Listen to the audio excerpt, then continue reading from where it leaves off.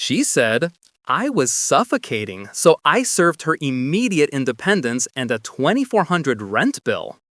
I got hit with the "We need to talk" text from Qley, 27, on a Thursday morning. We'd been living together for almost 2 years in a nice two-bedroom place. My lease, my credit check, but we'd been splitting everything 50-50 like clockwork. She sat me down that evening with this whole prepared speech about personal growth and finding herself. The highlights. I feel like I'm losing my identity living with you. I need my own space to breathe. You're not doing anything wrong, but I'm suffocating. I need to live alone for a while. This isn't about us breaking up. I just need to rediscover who I am without someone always there. I sat there listening, nodding, asked if there was someone else. She got offended. This is exactly what I mean. You're always so suspicious. I just need independence. Here's the thing. I'd been paying 70% of everything for months because her freelance photography business was building momentum. The utilities were all in my name. Internet, electricity, water, all auto-debited from my account. And she'd Venmo me her half, which had gradually become her third, then her quarter. So what are you thinking? I asked. I found a studio midtown. It's perfect for me. I can move in next month. We can still date, just with space. I looked at her for a long moment. You want me to move out? Well, it makes more sense for you to find something. This place is perfect for my photography equipment, and you work from home anywhere. The audacity. The apartment I'd lived in for 4 years that I'd furnished, where I'd set up my entire home office, was suddenly perfect for her needs. Okay, I said, I want you to be happy. Her face lit up. She hugged me, started talking about how this would make us stronger. That Saturday, I rented a U-Haul. Update 1. The look on Qley's face when she came home from her photography workshop, which I later learned was brunch with her friends celebrating her brave decision, was priceless. Half the apartment was empty. My desk, my monitors, my entire office setup gone. The living room TV, my gaming console, the coffee table I'd restored myself, gone. The kitchen appliances I bought, KitchenAid mixer, espresso machine, air fryer, gone. Even took the shower curtain because technically I'd bought that too. What? What are you doing? She stood in the doorway, mouth open. You need space to find yourself. I'm giving you all the space you need. I was carrying out the last box of my books. But where are you going? Found a place. Month-to-month lease across town. You wanted to live alone, right? I meant I thought you'd stay here until I moved out next month. Why would I do that? You're suffocating living with me. I'm fixing that immediately. She followed me to the U-Haul. This is crazy. You can't just leave. Watch me. What about the rent? It's due in 2 weeks. That's between you and the landlord. Your name isn't on the lease, remember? But I can't afford $2,400 by myself. Should have thought about that before deciding you needed independence. The texts started that night. This is so immature. You're punishing me for being honest about my needs. Real partners support each other's growth. I didn't respond. She wanted space. She got space. Sunday morning, I went back to get my mail and turn in my keys to the landlord. Explained I was breaking the lease, happy to pay the 2-month penalty. He was cool about it, said he already had 3 applications for the place at $2,600. Qley was there, had clearly been crying. Please don't do this. Let's talk. We talked. You made your needs clear. I'm respecting them. I didn't mean right now. When someone tells you they're suffocating, you give them air immediately, not on their timeline. She tried another angle. Where am I supposed to go? You found a studio midtown, remember? Perfect for your photography. That's not available until next month, and it's at $1,800. Sounds like a you problem. The utilities were set to disconnect in 5 days when the billing cycle ended. I'd already set up everything at my new place. Smaller, but mine. Monday, her mom called. Ethan, sweetie, Qley's very upset. Can't you two work this out like adults? We did, Brenda. She communicated her needs. I respected them. But she has nowhere to go. She has the studio she picked out, plus she wanted independence. That includes being independent from my housing and financial support. You're being cruel. I'm being exactly what she asked for, absent from her space. Wednesday, got a text from Qley's best friend, Sarah. You're such an a-hole. She's sleeping on my couch because of you. Didn't respond. Thursday, another text from Qley. The landlord says I have 3 days to leave or he'll start eviction proceedings. Please come back. Can't. Suffocating you, remember? Friday, she showed up at my office building. Security called me down. We need to talk, she said, mascara smudged. You wanted space. Showing up at my workplace is the opposite of space. I made a mistake. No, you made a decision. Now you get to live with it independently. The studio fell through. Someone else got it. Unfortunate. Sarah says I can only stay 2 more nights. Better start apartment hunting. With what money? I spent my savings on photography equipment last month. The equipment for your business that's building momentum. Use that momentum. She actually stomped her foot. You're destroying us over one conversation. You destroyed us when you decided I was suffocating you, but still wanted me to subsidize your independence journey. That's not how life works. I'll tell everyone what you did. Please do. Tell them how you wanted to live alone, but expected me to keep paying for your housing. See how that goes. Security stepped forward. Miss, I need you to leave. The email started that weekend. Paragraph after paragraph about how I misunderstood, how she just needed some breathing room, how couples take breaks all the time. I forwarded them to spam. Update 2. 2 weeks passed. I was settling into my new place nicely. Smaller, yeah, but peaceful.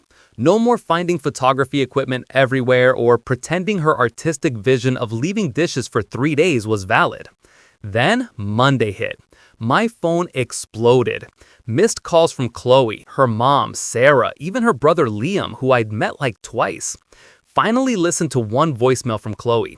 Please call me back. It's an emergency. I need to talk to you. Against my better judgment, I called back. Thank God, she was crying. I'm in trouble. What kind of trouble? I wrote some checks for the studio deposit and first month. They bounced and the landlord wants to press charges for check fraud. You wrote bad checks? I thought my client payment would clear in time, but they're delayed and now I owe $3,600 plus bounce check fees. And the landlord says if I don't pay by tomorrow, he's calling the police. Sounds serious. Can you help me, please? I'll pay you back. With what money? Your business that's building momentum? Please don't be like this. I'm desperate. You wanted independence. This is what it looks like. I could go to jail. Better call a lawyer then, independently. I can't believe you're doing this to me. I'm not doing anything to you. I'm doing nothing, which is what you wanted. She went quiet. Then you planned this. You wanted me to fail. No, I wanted you to succeed. You wanted me gone. You can't have both. I'll lose everything. You already threw away everything when you decided I was suffocating you. That's not, I just needed space. You got it, all of it. Good luck with the landlord. I hung up. The brigade started immediately. Her mom called from 3 different numbers, leaving increasingly unhinged voicemails about how I was letting her baby go to jail and how real men protect their women. Liam texted, "Bro, just help her out. She learned her lesson." Learned what lesson? That actions have consequences? Sarah went nuclear on social media. Some men really show their true colors when women ask for basic respect and space. Watching my best friend suffer because her ex is a vindictive monster, that's narcissistic abuse, financial abuse. I didn't engage, but my buddy Sam screenshotted it and replied, "Didn't she dump him for suffocating her?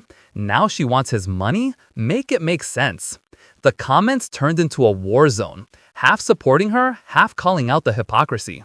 Tuesday afternoon, Qley texted, "I pawned my camera equipment, got enough to avoid charges. Happy. Your independence, your choice. I hate you. You wanted space from me. Hate is just more space." Wednesday, got a call from an unknown number. Answered it thinking it might be work-related. "Is this Ethan?" Male voice. "Who's this?" "Marcus, I'm Qley's friend." "Friend, right? What do you want, Marcus?" "Look, man, she's going through a rough time. Can't you help her out?" "Why don't you help her out, friend?" We're not like that." "Not like what? Together? Because her Instagram stories from 2 weeks ago suggest otherwise." Silence. Yeah, I know about you. The photography workshop that was actually you two at brunch, the client meetings at your apartment. She said you were broken up. We are now. Enjoy being her life raft. Oh, wait, you just want the fun parts, not the responsibilities. He hung up. Thursday, Qley sent a long email about how she'd been confused and Marcus meant nothing and she realized she'd made a huge mistake. Deleted it. Friday morning, she was at my door. My new door. No idea how she found me. Please, 5 minutes. She looked rough. Hair unwashed, same clothes as Tuesday, eyes red and puffy. 2 minutes. I messed up. I know that now. Marcus was... God, he was nothing. Just attention, validation. I don't know. You nuked our relationship for attention. I was scared. We were so serious, and I never lived alone, and I thought I needed to experience that, but I wanted you to be there when I was done experiencing it. You wanted me as a safety net. No, I wasn't ready for everything to be so real. But ready enough to take my money. She flinched. I didn't think of it that way. You never thought at all. You just assumed I'd always be there, wallet open while you found yourself. I love you. You love what I provided. Stability, security, a nice apartment, someone to handle the adult stuff while you played independent photographer. That's not fair. Fair? You want to talk about fair? You told everyone I was suffocating. You made me the villain. Then, when I gave you exactly what you asked for, you tried to make me the bad guy for that too. I'm sorry. Cool, your 2 minutes are up. Where am I supposed to go? Marcus's? Your mom's? Sarah's? You burned through all those bridges? She started ugly crying. Please, I'll do anything. Do this. Leave. Don't contact me again. Figure out your life without me in it. You wanted independence. Congratulations. You're independent. I closed the door. Final update. It's been 3 months since I closed that door on Qley. Figured I owed you all a final update on how this mess wrapped up. The first month after that doorway conversation was rough. Not going to lie. Qley went full scorched earth. Created this whole narrative online about how I financially abandoned her when she was trying to work on herself. Sarah led the charge, posting these long Instagram stories about emotional manipulation and control through money. The thing is, the truth has a way of coming out. Marcus apparently wasn't interested in playing Qley's game once she was actually single and broke. Dude ghosted her within 2 weeks of her being officially homeless. Someone, not me, leaked their text messages in the comments of one of Sarah's posts. Qley begging Marcus to let her stay with him saying he wasn't ready for that kind of commitment. The same dude she threw away our relationship for wouldn't even give her a couch to crash on. The comments flipped real quick after that. She moved back in with her parents. From what I heard through mutual friends, it wasn't pretty. Her dad was furious about the whole situation, especially the bounce checks. Made her get a full-time job at an electronics/tech store. Retail, not photography. Her Instagram went from artist building her empire to dead silence. Sarah and Qley had a falling out about a month later. Turns out, Qley couldn't pay back the $800 Sarah had loaned her for food and gas. When Sarah asked for it back, Qley accused her of kicking her while she was down. They haven't spoken since. Brenda, Qley's mom, sent me one last email about 2 months ago. Subject line, "You won." The email was short.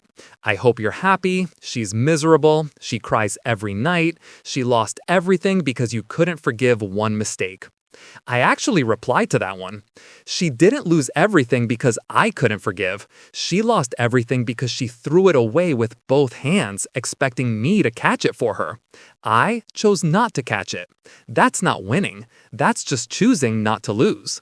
She didn't reply. Last week, I ran into Qley at a Whole Foods market. First time seeing her since the doorway incident. She was in the electronics/tech store uniform, buying the cheap wine she used to make fun of. We made eye contact. She looked like she wanted to say something. I just nodded and kept walking. But here's the weirdest part. Liam, her brother, reached out last night. Not to berate me or beg for money. He wanted to thank me. This is weird, but Qley finally admitted everything. The cheating, the manipulation, the expectation that you just bankroll her fantasy life. She's been in therapy and actually taking accountability now. Dad made it a condition of living at home. Anyway, I wanted to apologize for my part in harassing you. You did what you had to do. I thanked him for reaching out and wished him well. That's it. Am I happy? Not really. I don't take joy in watching someone crash and burn, even someone who hurt me. But I'm at peace with it. She wanted to play adult while keeping a safety net. She wanted independence funded by dependence. She wanted to find herself while I paid for the search party. My new place is good. Started dating someone new, Mia from my running club.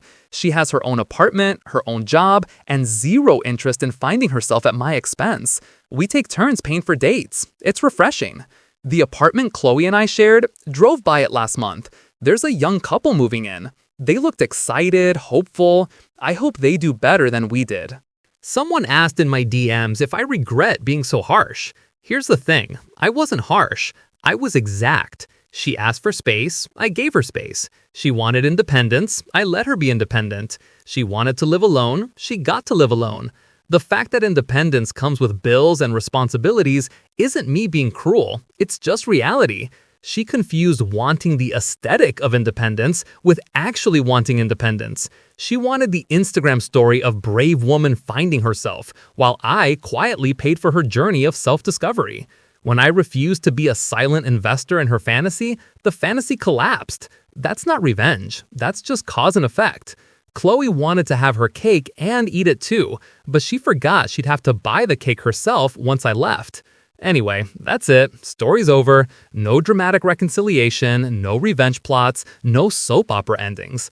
Just a woman who wanted independence, getting exactly what she asked for, and discovering that independence is expensive when you're actually independent.